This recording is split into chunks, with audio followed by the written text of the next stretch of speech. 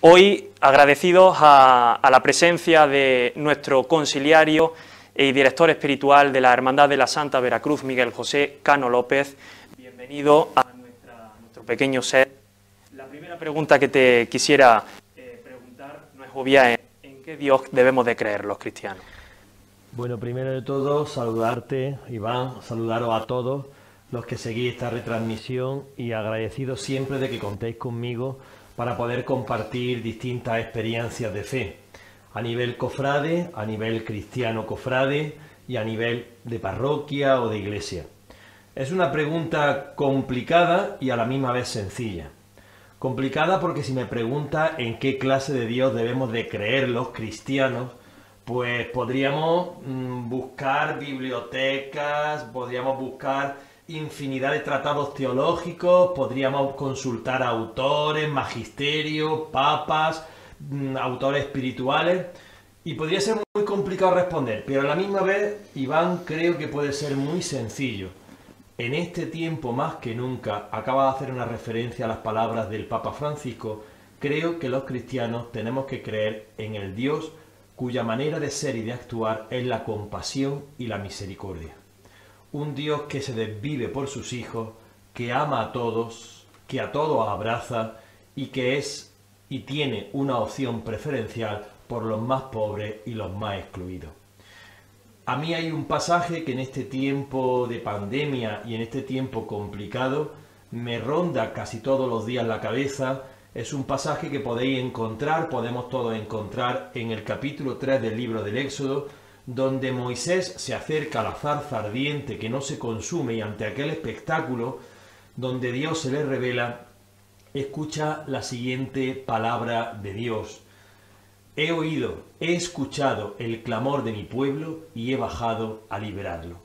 Yo creo que esta es una de las claves importantes para esa fe actual de Dios en nuestra vida. Es el Dios que quiere liberar al pueblo porque ha escuchado su clamor, su sufrimiento y su padecimiento. Es el Dios de la misericordia. Y Miguel, siguiendo a esta hermandad que tiene como carisma y esencia la imagen y el culto a la Santa y Verdadera Cruz, me gustaría preguntarle si cree que hay diferentes formas de entender la cruz, y de entre su respuesta me gustaría conocer cuál es la cruz que debe de seguir el cristiano de nuestra hermandad. Bueno, a mí hay siempre una cosa que me ha impactado en la cofradía de la Veracruz, que no es tanto la belleza de la imagen de Cristo, eso queda para los eruditos, sino el simbolismo de esa imagen, que abraza la cruz un poco alegóricamente, al revés de como a lo mejor pudo llevarla en su pasión, pero con una alegoría preciosa a cómo cada uno de nosotros tenemos que saber también abrazar esa cruz. Tú decías antes, hay tantas maneras de llevar la cruz o de entender la cruz, sí, incluso alguna equivocada y errónea. Y algunas veces hemos cargado sobre los hombros de los demás cruces insoportables de llevar. Creo que la manera auténtica, sin yo querer pontificar en nada, pero creo que la manera auténtica de llevar la cruz, de mirar la cruz y de animar a otro a llevar su propia cruz es precisamente la imagen de Jesús de pasión, es el abrazo de la cruz, de una realidad en tu vida que no siempre te gusta, que algunas veces pesa, que otras veces hiere, que muchas veces es solamente eso lo que puedes vivir y que tienes que saber abrazar. Abrazar no significa tragar, soportar o resignarte, sino al contrario, saber reconciliarte con tu propia historia y desde ahí saber vivir con felicidad, incluso mirando siempre a tu alrededor para ayudar a otros a vivir esa misma realidad con esa o con otra cruz parecida. Pero es muy bonita la alegoría del Cristo de pasión, de Jesús de pasión, abrazando esa cruz. De eso se trata, no de arrastrarla, ni de cargar sobre ella, ni de cargar con ella, sino de saber abrazarla y sobre todo de vivir muy reconciliado con tu propia historia y tu propia realidad.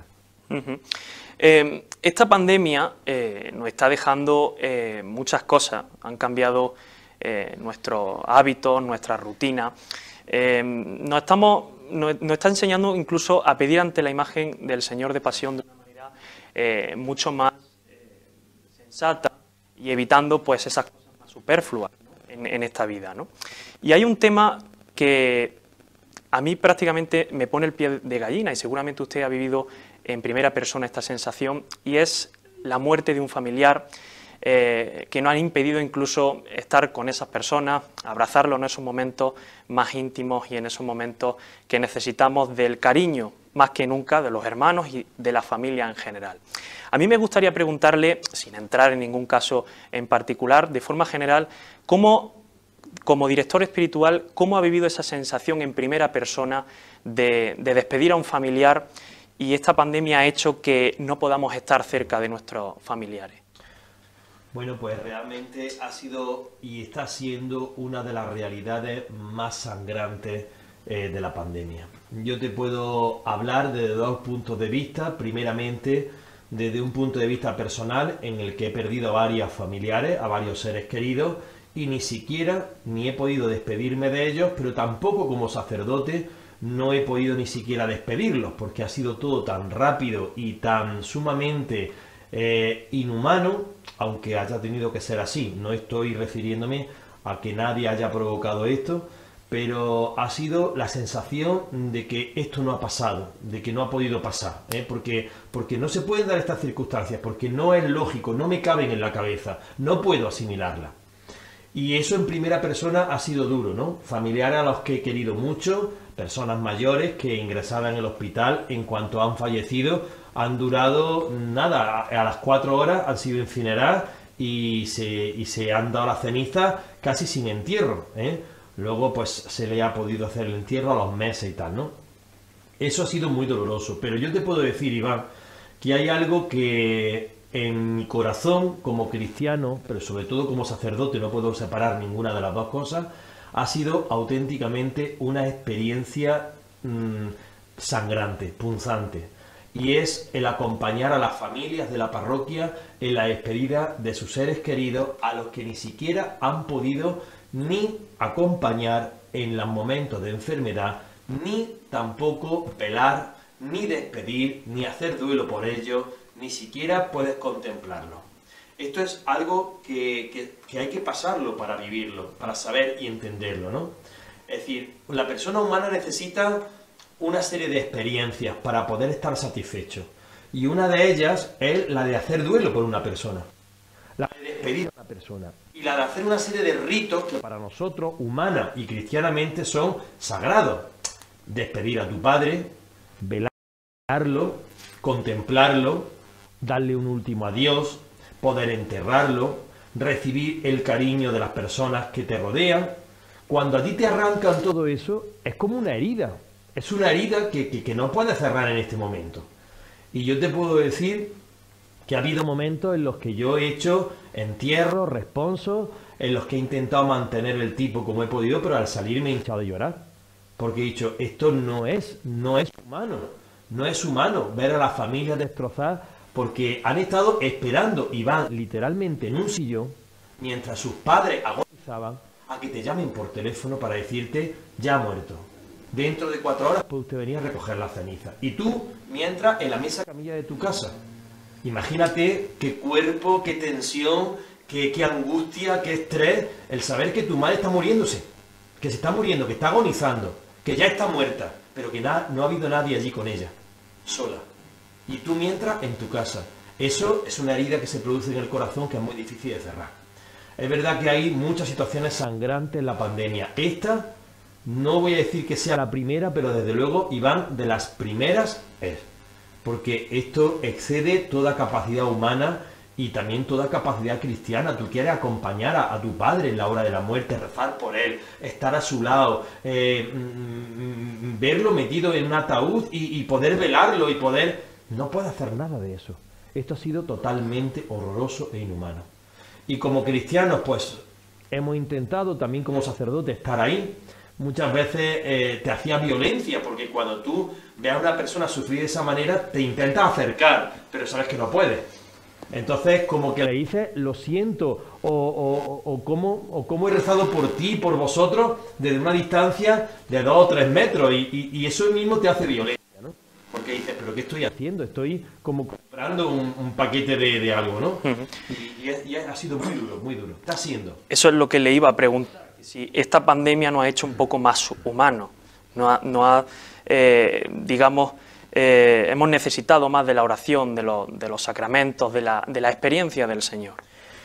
Pues yo creo, Iván, que por una parte nos ha hecho más humanos y nos ha acercado y nos está acercando más al Señor. A ti que te gustan tanto los medios de comunicación social, las redes sociales, tú mismo eres testigo de cuánta gente en distintas conexiones, retransmisiones, oraciones, charlas, conferencias online, se están conectando, ¿eh?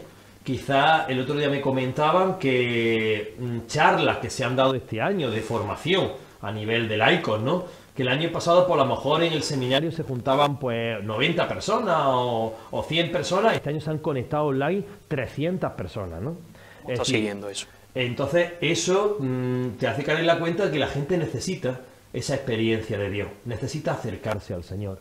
Y obviamente lo hacen online. También se ve la gente en la iglesia rezar personalmente más. Es verdad que el aforo es menor y por tanto las celebraciones son minoritarias, pero sí que los que estamos, por ejemplo, en la iglesia de continuo, ¿no? Pues te das cuenta de que hay mucha gente que va a rezar, ¿no?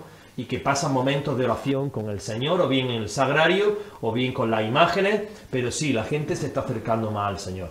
Luego, por no ser tampoco idílico, ¿no? Pero también tenemos otro atisbo de que hay gente poco madura, poco responsable y sobre todo gente que no está pensando en los demás con un montón de cosas y de historias que no vamos tampoco a referir ahora. Pero en general creo que nos estamos haciendo un poquito más humanos, sí.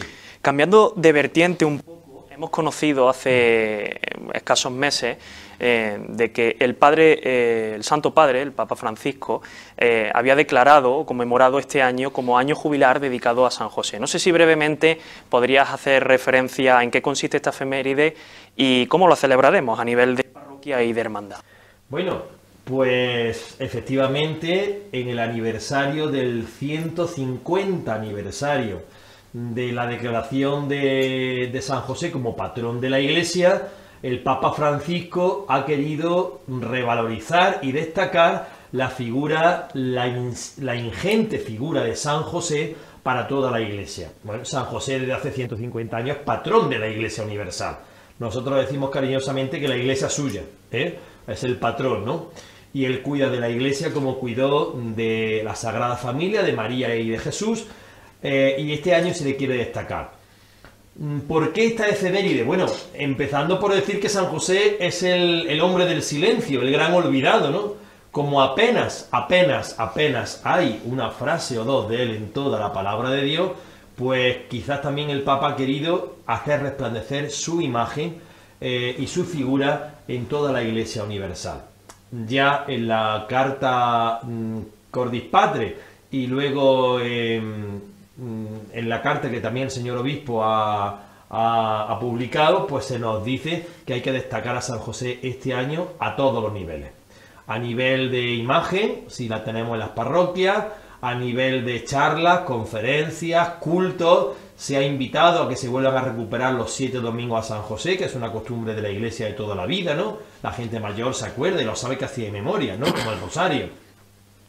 Y por supuesto, a nivel de parroquia, a partir de marzo revalorizaremos mucho la imagen de San José, precisamente en las celebraciones litúrgicas, con la imagen que, por ejemplo, en San Juan de Dios tenemos de San José. Y luego también tenemos una idea bonita, y es que la imagen de San José que la Beata Madre Petra trajo a Martos va a ir pasando por todas las parroquias. Es, podríamos decir, la imagen emblemática de San José en Martos.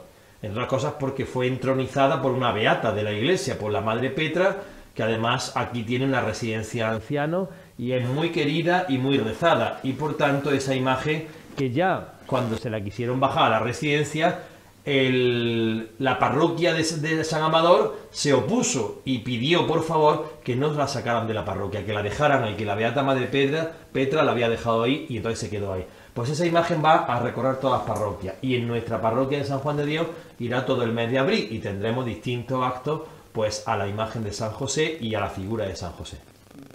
Año intenso y de diferentes controversias debido a la COVID-19, hecho que nos enmarca un año evidentemente muy complicado para hacer frente a varios proyectos. Nos centramos en la caridad y teniendo como hilo conductor el plan diocesano que se presentó con motivo de la caridad, me gustaría preguntarle si la caridad puede sobreponerse a una pandemia o encontramos el caso contrario, en el que una pandemia ha hecho que muchas de las actividades caritativas se sobrepongan y no se realicen o se pospongan en un año como es este.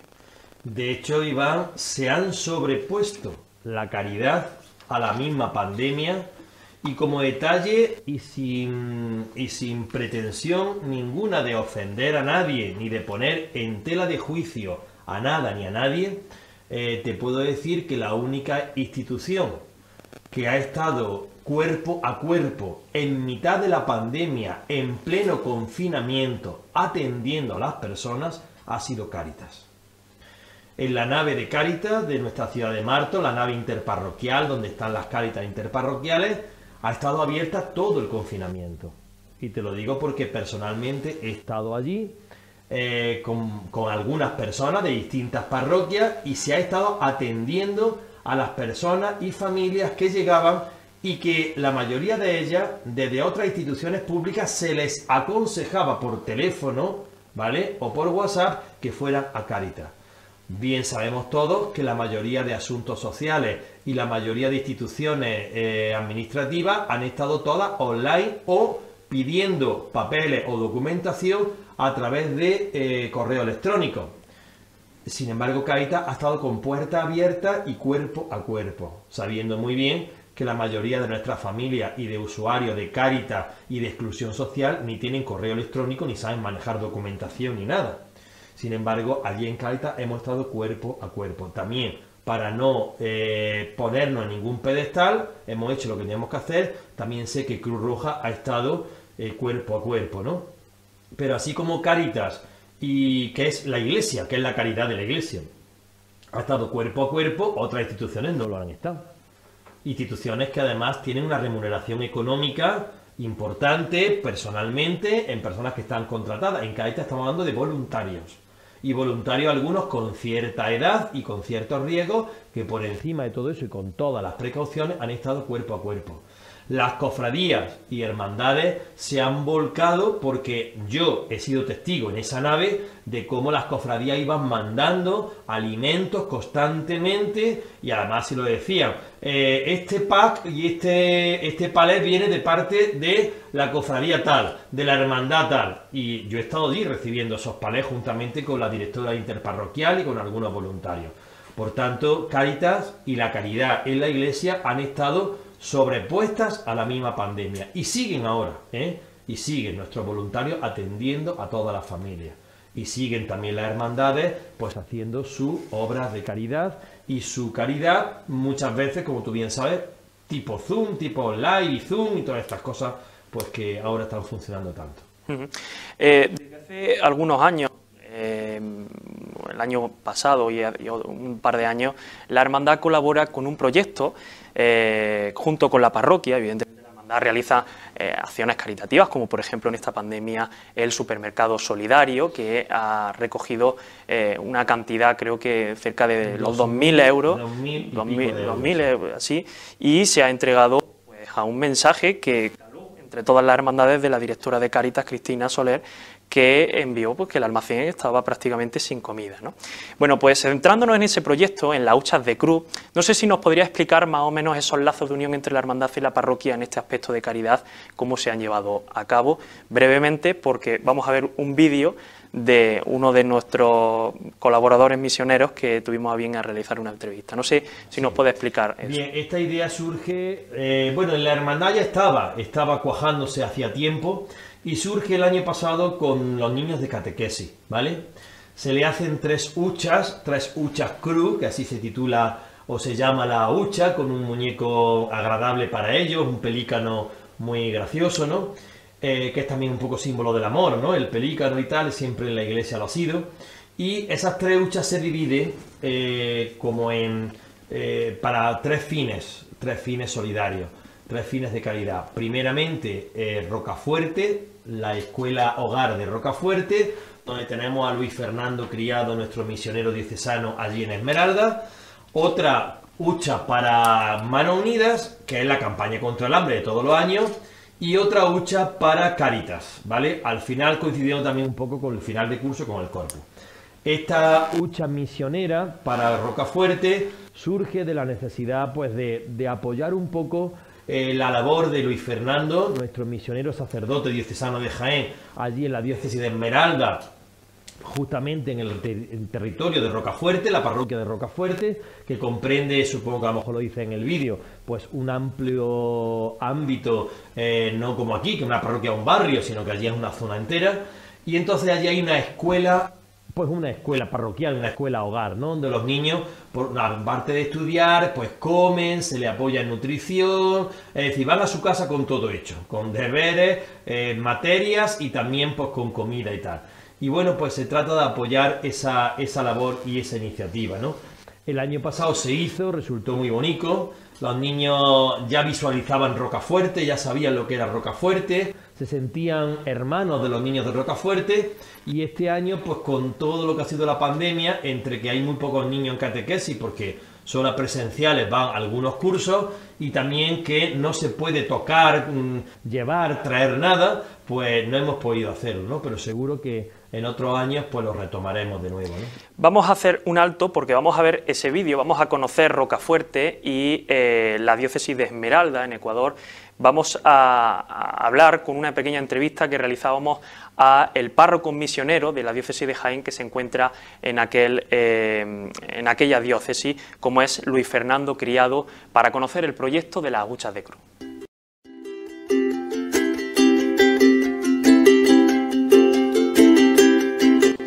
Hola, buenos días o buenas tardes, según donde me estén viendo. Mi nombre es Luis Fernando Criado, soy de Andújar, sacerdote diocesano de la diócesis de Jaén, un sacerdote, digamos, prestado a la iglesia de Esmeraldas, que es un vicariato apostólico. Llevo aquí desde el año 2008 trabajando en esta parroquia que se llama María Madre de Gracia. Es una parroquia muy grande que tiene varios núcleos de población grandes, cercanos a la costa, y luego numerosas comunidades esparcidas por la costa y por el campo que pertenecen también a esta parroquia y que la llevamos desde aquí, desde Rocafuerte. La labor que yo realizo, pues fundamentalmente la labor que se realiza en cualquier parroquia, en toda la iglesia, con la peculiaridad aquí de que al ser muchas comunidades y haber pocos sacerdotes, pues a uno le toca hacerse un poco todo a todos y moverse con el coche, a caballo, en lancha, caminando, para poder llegar a todas esas personas que lo necesitan a uno. La labor fundamental, pues, es la evangelización a través de las celebraciones, de la predicación, de la catequesis, de la formación de líderes y catequistas que a menudo vienen aquí a la parroquia, pasan varios días y se les da formación y estamos conviviendo pues normalmente 3 días y estudiamos pues el catecismo, la Sagrada Escritura, los documentos de la Iglesia, a fin de preparar a esas personas que van a multiplicar esa formación en sus lugares propios. La estructura de iglesia es muy interesante porque es una iglesia fundamentalmente laical, donde los guías y catequistas pues acompañan a sus comunidades, hacen las celebraciones y llevan la catequesis, y el sacerdote aparece puntualmente de vez en cuando para hacer las celebraciones y acompañarlos, ¿no? Una de las labores que estamos realizando como apoyo de la diócesis de Jaén a esta misión y a este vicariato es la ayuda con becas al colegio. En esta población de Rocafuerte tenemos un colegio de la iglesia, aquí se llama Fisco Misional, que sería un colegio, una unidad educativa donde tiene la primaria y también el bachiller, apoyado por el Estado, pero que en cierta parte pues tiene que ser financiado por la iglesia. Aquí estudian alrededor de unos 1000 alumnos, no solamente de aquí del pueblo de Rocafuerte, sino de bastantes pueblos de alrededor, incluso a una distancia de 30 a 40 kilómetros vienen acá y realizan su estudio de primaria y secundaria. Nosotros desde Jaén pues estamos ayudando, becando a un grupo numeroso de chicos cada año, de manera que el pago que tienen que hacer, que no es muy grande, pero se quede en la mitad. Lo que llamamos la pensión que ellos entregan mensualmente, pues nosotros lo becamos para que paguen la mitad, ya que la mayoría de la población es pobre y tiene dificultades para salir adelante en el día a día. El entorno es de un pueblo de pescadores que se dedican a la pesca artesanal, una profesión, digamos, una tarea en la que a veces se consigue un poquito más y otras veces pues se vive prácticamente con lo básico, con lo necesario, ¿no? Muy buenas tardes, mi nombre es Wagner Antonio Quintero González. Muchas gracias por el apoyo, agradecido con Jaén, la parroquia de Jaén, por su ayuda, y con el padre Luis Fernando. Estoy agradecido también por ayudarnos con la beca, porque yo fui uno de los chicos que también estudió ahí en el Colegio Fisco Misional Rocafuerte, y no solo a mí me ha servido, sino a muchos compañeros que han ayudado, que no tienen los recursos necesarios para poder estudiar. Estoy muy agradecido con todos ustedes, un saludo de Ecuador, pues, y gracias por el apoyo. Pues hermanos, que tenemos la oportunidad de servir a otros hermanos de lejos, que nuestras iglesias se hermanaron, podemos decir, hace ya algunos años, la diócesis de Jaén con el vicariato de Esmeraldas. Por aquí han pasado algunos sacerdotes, han pasado también laicos que han venido en verano a hacer su labor como catequistas, animadores de jóvenes. Y entonces es algo verdaderamente hermoso poder compartir, porque como dicen todos los misioneros, al compartir nos enriquecemos todos. Uno viene aquí creyendo que va a dar mucho y se da cuenta de que más recibe que da. Entonces los animo desde ese punto de vista a entregarse. Ese es el mensaje de nuestro Señor Jesucristo, ¿no? He venido para que tengan vida y vida abundante. Y no hay amor más grande que el de dar la vida. Entonces la vida, vemos ahí a Jesús en la cruz, pero la vida se da cada día y se da compartiendo. Entonces les animo a que sigan compartiendo con nosotros y a que vayamos creando cada día más esa fraternidad. Gracias.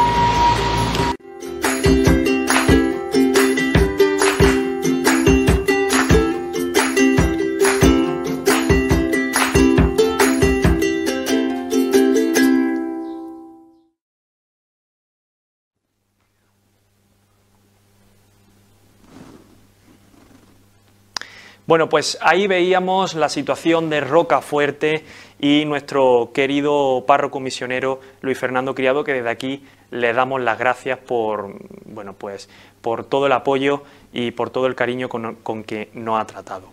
Finalmente, Miguel, despedimos esta entrevista y me gustaría tratar un asunto brevemente, porque también vamos a hablar con el hermano mayor dentro de breves instantes, y es de la erección canónica como hermandad de la Veracruz. Me gustaría brevemente que nos dijese, desde el punto de vista espiritual, qué espera de la hermandad y de esta decisión, pues que yo creo que es prácticamente importante y que quedará marcada en los anales de la historia de la hermandad. Pues, ¿qué espero como párroco de San Juan de Dios y conciliario de la Hermandad de la Veracruz, de esta erección canónica? Pues espero que la Veracruz tenga una entidad eclesial fuerte, que cada día se vaya consolidando más y que vaya siendo dentro del barrio, porque las cofradías siempre son barriales, de barrio, que dentro del barrio de San Juan de Dios pues tenga una entidad cristiana y eclesial fuerte, y que vaya cada día llegando a más personas, a más familias, a más realidades, siempre como cristianos cofrades y siempre como una asociación pública de la Iglesia, que para eso el obispo ha reconocido su estatuto. Pues ahí queda eso. Y pues nada, muchísimas gracias, Miguel, por sus palabras y por la asistencia a este set de la Hermandad de la Santa Veracruz. Gracias. A vosotros. Bueno, pues continuamos con nuestra programación y lo hacemos con otro de los testimonios en esta ocasión de los hermanos de la Santa Veracruz, en concreto de nuestros hermanos Jesús y Beatriz